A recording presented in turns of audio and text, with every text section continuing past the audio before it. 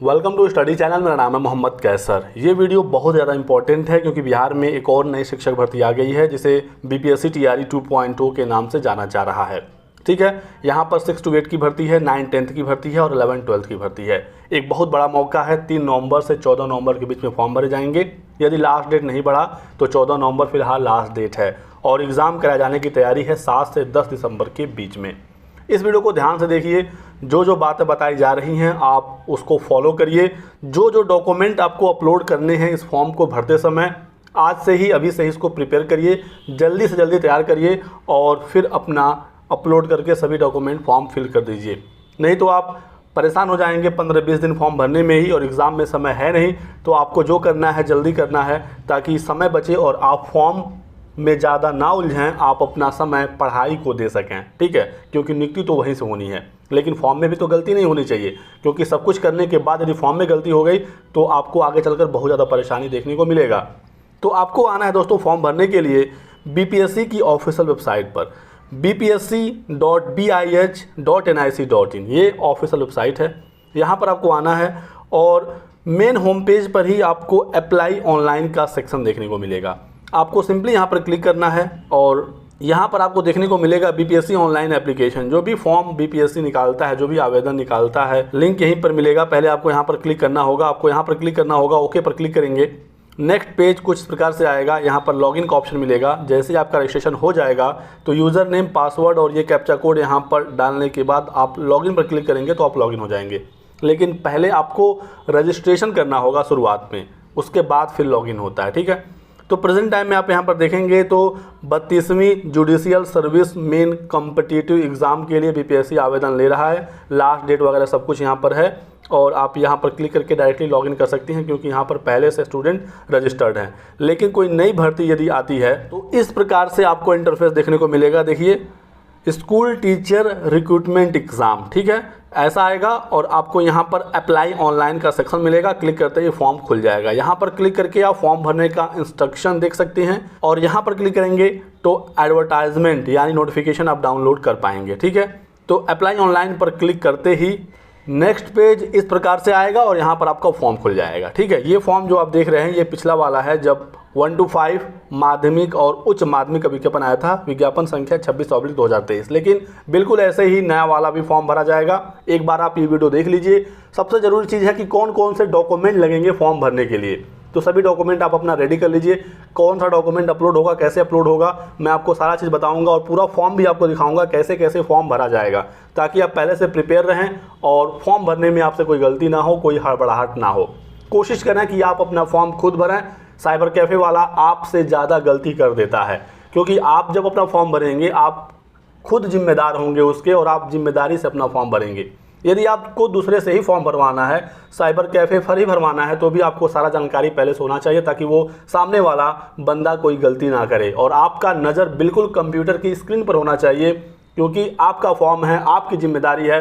बाद में कोई भी गलती होती है तो आप परेशान हो जाएंगे, चाहे बाद में करेक्शन को लेकर, डीबी में। ठीक है, बहुत सारी गलतियां पिछली बार छात्रों ने की थी, आप लोगों को पता ही है। वो कोई भी गलती इस बार ना हो, इसके लिए आपको पहले से सचेत रहना है। मैं तो आपको सारी चीज़ें बताऊंगा ही। यदि आप मेरे द्वारा बताई गई बातों को मानते हैं तो आपके फॉर्म में कोई भी गलती नहीं होगी, 0% की गलती होगी और आपका फॉर्म 100% सही भरा जाएगा। ठीक है, तो सबसे पहले दोस्तों आपको भरना होता है आपका नाम, कैंडिडेट का फर्स्ट नेम। आपको अपना नाम हाई स्कूल की मार्कशीट के अकॉर्डिंग भरना है।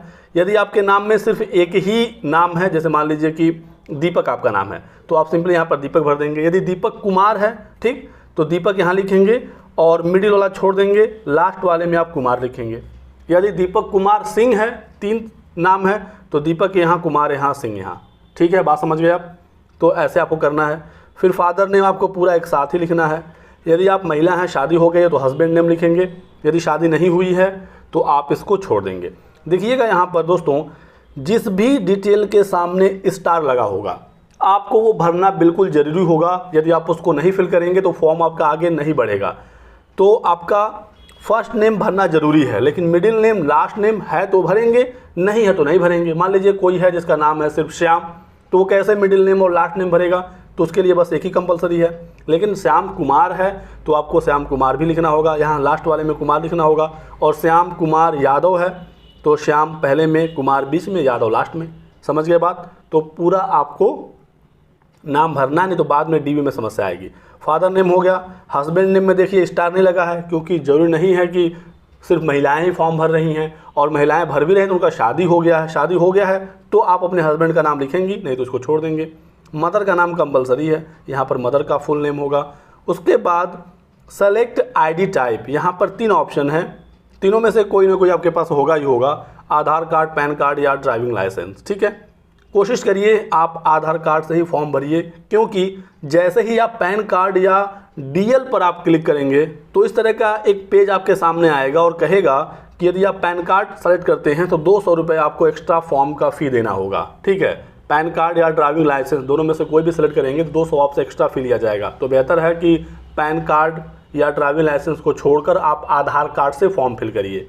तो आप जैसे यहाँ पर आधार कार्ड पर क्लिक करेंगे, फिर आपसे यहाँ पर आपका आधार कार्ड का नंबर मांगेगा, 12 डिजिट का आप यहाँ पर नंबर डालेंगे। ठीक है, आधार कार्ड का आपको यहाँ पर PDF अपलोड करना है।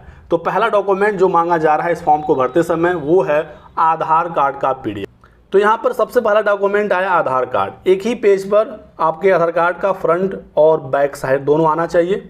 इसको आप स्कैन करा लीजिए और इसको PDF में बनवा कर रख लीजिए, और ये जो PDF होगा इसका साइज 100 KB से कम का होना चाहिए। 100 KB से ऊपर का होगा तो PDF अपलोड नहीं होगा।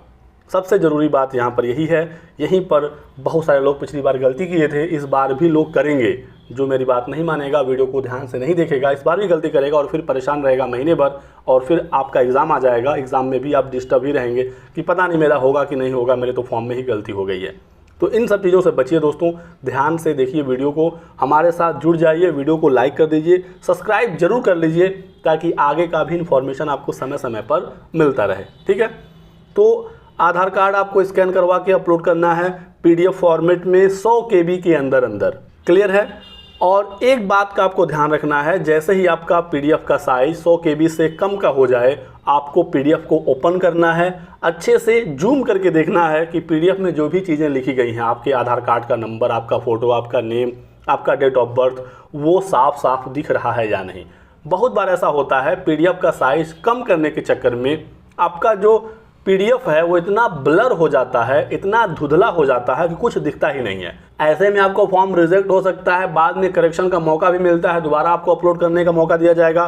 फिर बाद में DB में होगा ये कि आपने जो बाद में अपलोड किया वो शो ही नहीं होगा, आपका पुराना वाला जो ब्लर था, धुंधला वाला, वही दिखने लगेगा, तो आप बाद में परेशान होते रहेंगे। ठीक है, तो पहले से ही फॉर्म को ऐसा भरिए कि आगे चलकर कोई दिक्कत ही ना हो। पहली बार में ही आपका PDF जैसे ही 100 KB के अंदर का बन जाए, आप उसको एक बार अच्छे से देख लीजिए। चाहे आपका आधार कार्ड हो, हाई स्कूल इंटर की मार्कशीट हो, सीटेट एस्टेट का मार्कशीट हो, या बिहार के हैं, रिजर्व कैंडिडेट हैं, आरक्षण संबंधी कोई भी डॉक्यूमेंट हो, सभी डॉक्यूमेंट 100 KB का होगा और PDF फॉर्मेट में होगा, 100 KB से कम ही होगा। ठीक है, तो ये चीज़ आप हर डॉक्यूमेंट के साथ ध्यान रखेंगे कि वो ब्लर ना हो। बाकी मैं बताऊंगा वीडियो बनाकर कि 100 KB का PDF आपको कैसे बनाना है ताकि वो ब्लर ना हो। तो पहला डॉक्यूमेंट हुआ आधार कार्ड, ये सबको अपलोड करना है। ठीक है, आप बिहार के हो, अदर स्टेट के हो, फीमेल हो, मेल हो, सबको अपलोड करना है। ठीक है, उसके बाद यहाँ पर आपसे पूछेगा कि आप इंडिया के सिटीजन हैं या नहीं, तो यहाँ पर आपको यस करना ही है। सब लोग भारत के ही सिटीजन हैं, भारत के ही नागरिक हैं।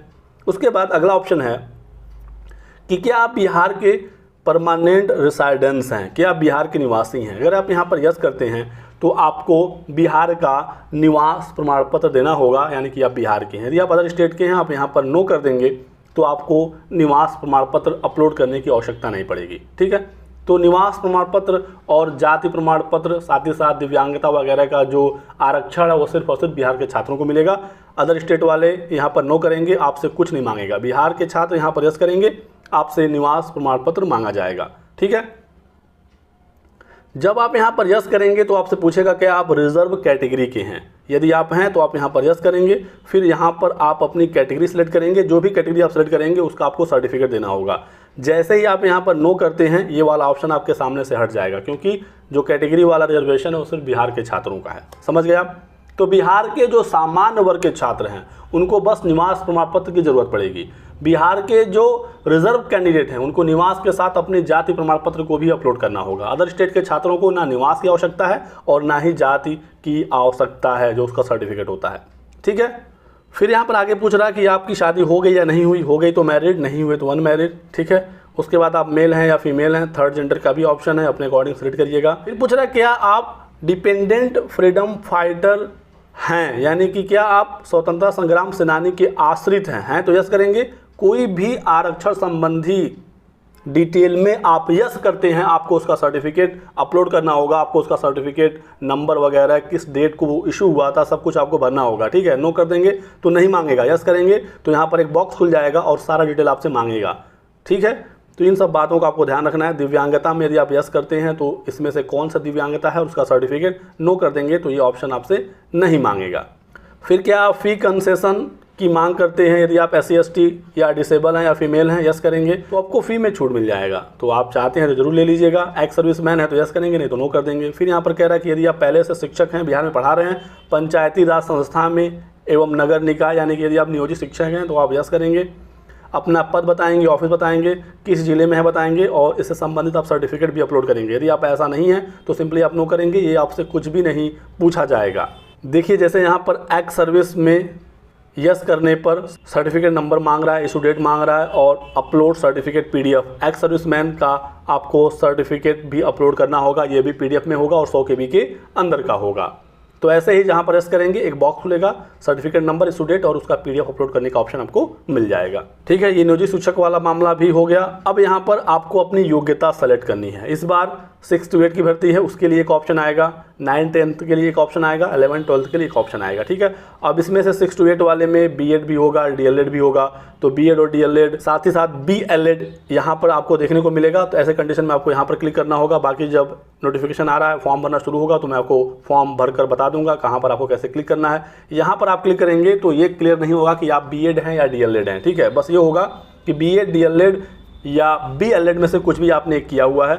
अभी आगे आपको एग्जैक्ट भरना होगा कि आपने B.Ed किया है या DLED किया है और उसका इन्फॉर्मेशन भी देना होगा, ठीक है।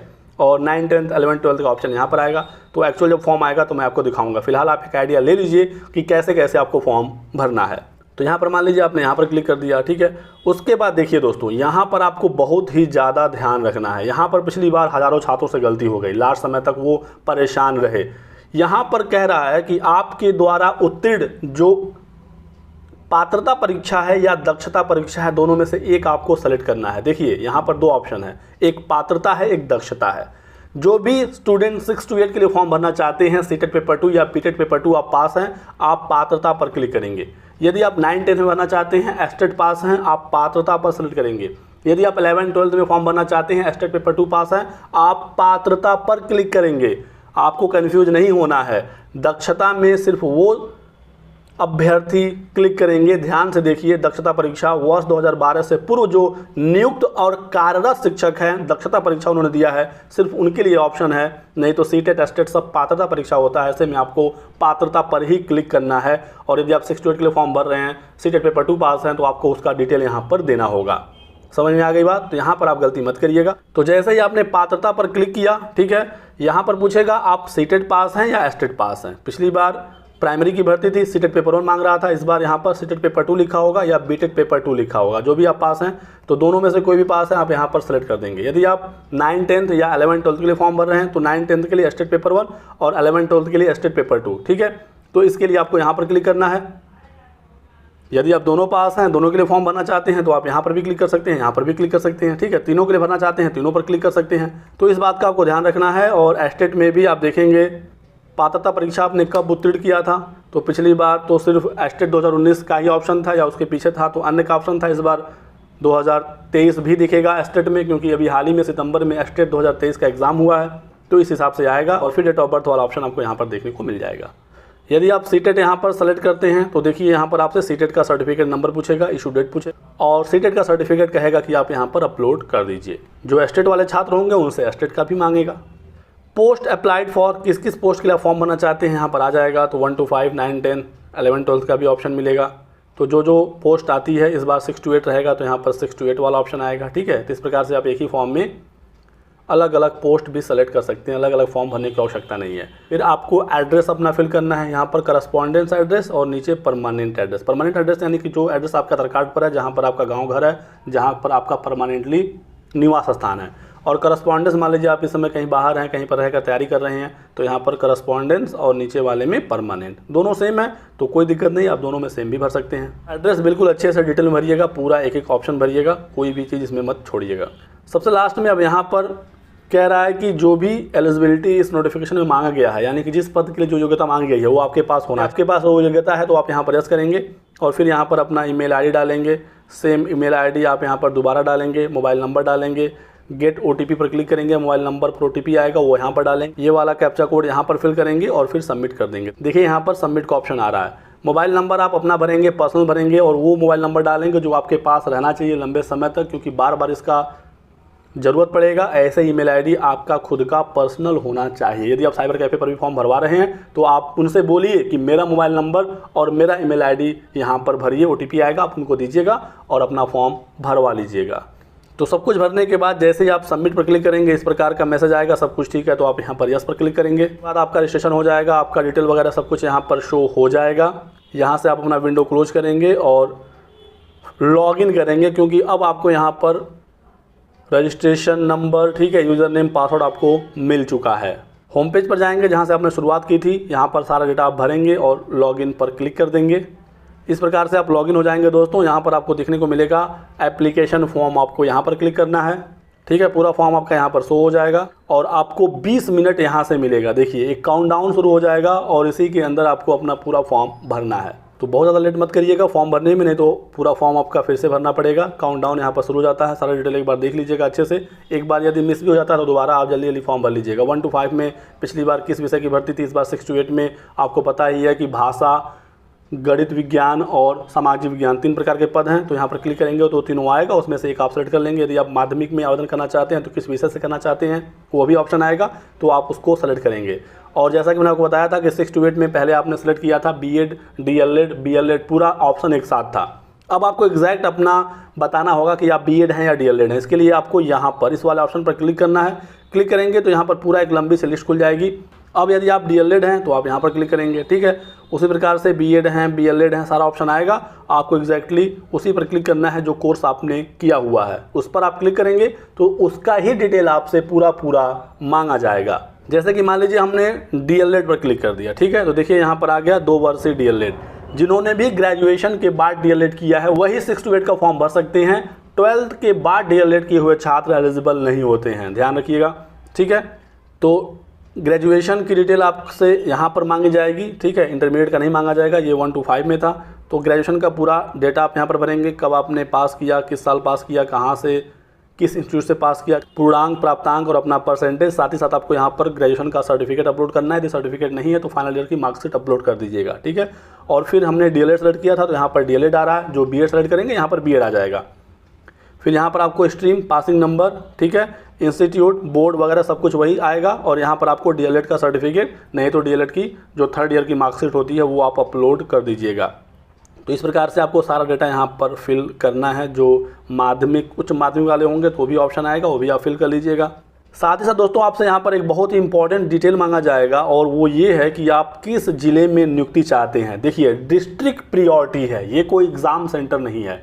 फॉर्म में एग्ज़ाम सेंटर मांगा ही नहीं जाएगा आपसे पूछा जाएगा कि आपकी नियुक्ति किस ज़िले में हो। पहले पर आप क्या रखना चाहते हैं, 3 ऑप्शन है, आप रख दीजिएगा। यदि आपका मार्क्स अच्छा होगा तो आपको पहला प्रेफरेंस, नहीं तो दूसरा प्रेफरेंस, नहीं तो तीसरा प्रेफरेंस। यदि तीनों में से कोई नहीं मिलता है तो अल्फ़ाबेटिकल ऑर्डर में जो बिहार के अलग अलग 38 ज़िले हैं, एक एक ज़िले में चेक होगा और जहाँ पर आपको मिल सकता है वहाँ पर मिल जाएगा, ठीक है।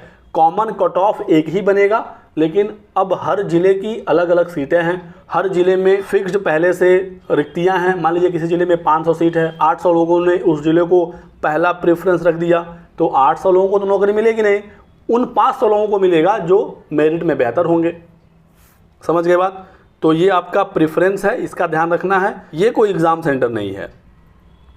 फिर यहाँ पर आपसे हाई स्कूल का डिटेल मांगेगा, सर्टिफिकेट नंबर, इशू डेट और हाई स्कूल सर्टिफिकेट अपलोड करने के लिए, ठीक है। तो डॉक्यूमेंट आपने देखा लगभग सभी ज़रूरत पड़ेगी, 10वीं की, 12वीं की, ग्रेजुएशन की, बीएड की, डीएलएड की, जो भी आपने किया है। सीटेट वाले हैं तो सीटेट, एस्टेट वाले हैं तो एस्टेट, जो उच्च माध्यमिक वाले हैं उनका पोस्ट ग्रेजुएशन, तो आपसे सब कुछ मांगा जाएगा। और यहाँ पर आपको अपना एक निशान शरीर में सेलेक्ट करना है, एक शारीरिक पहचान, कहीं कोई घाव का निशान है, कटे का निशान है, ठीक है, कुछ भी ऐसा निशान जो आपके शरीर में हो तो आप यहाँ पर उसको लिख देंगे। और यहाँ पर आपको प्रेफरेंस देना है, यदि आप एक से अधिक पोस्ट के लिए फॉर्म भर रहे हैं तो किसको पहले नंबर पर आप रखना चाहते हैं, कौन सा पोस्ट आप पहले ज्वाइन करना चाहते हैं। प्रेफरेंस जैसे मान लीजिए उच्च माध्यमिक है तो उसको पहले पर रखेंगे, फिर माध्यमिक, फिर प्राइमरी, क्योंकि वहाँ पर पोस्ट अच्छा है, सैलरी अच्छा है, ठीक है। तो इस प्रकार से आपको प्रेफरेंस यहाँ पर सेलेक्ट करना होता है। इसके बाद दोस्तों आपको अपना फ़ोटो अपलोड करना है। फ़ोटो आपको डायरेक्ट अपलोड नहीं करना होता है, आपके लैपटॉप का या कंप्यूटर का डायरेक्ट कैमरा खुल जाएगा, ठीक है। जैसे आप इस ऑप्शन पर आएंगे आपका कैमरा खुल जाएगा, आप फोटो यहाँ पर इस वाले सेक्शन में देखने को मिल जाएगा। तो बैकग्राउंड बिल्कुल क्लियर रखिएगा, दीवार बिल्कुल साफ़ सुथरी हो, या तो आप कोई पर्दा लगा लीजिए, ठीक है, बहुत फालतू चीज़ें बैकग्राउंड में ना हो। लाइव आप बैठेंगे और आपका कैमरे से फ़ोटो खिंच जाएगा। मोबाइल से अगर आप ये काम करेंगे तो दिक्कत होगी, परेशानी होगी, ठीक है। बेहतर है कि लैपटॉप का यूज करिएगा तो आसानी से आपका फ़ोटो यहाँ से खिंच जाएगा। तो जैसे आप करेंगे यहाँ पर क्लिक टू अपलोड इमेज, यहाँ पर आपका फ़ोटो आ जाएगा, ठीक है। और फिर आपको सिग्नेचर अपलोड करना है, यहाँ पर इंग्लिश में, यहाँ पर हिंदी में, 2 भाषा में सिग्नेचर अपलोड होगा, एक बार इंग्लिश में, एक बार हिंदी में। ना सब कुछ करने के बाद फिर आप यहाँ पर प्रीव्यू पर क्लिक करके अपना पूरा फॉर्म एक बार देख लीजिएगा। सब कुछ सही होगा तो आप सबमिट कर दीजिएगा।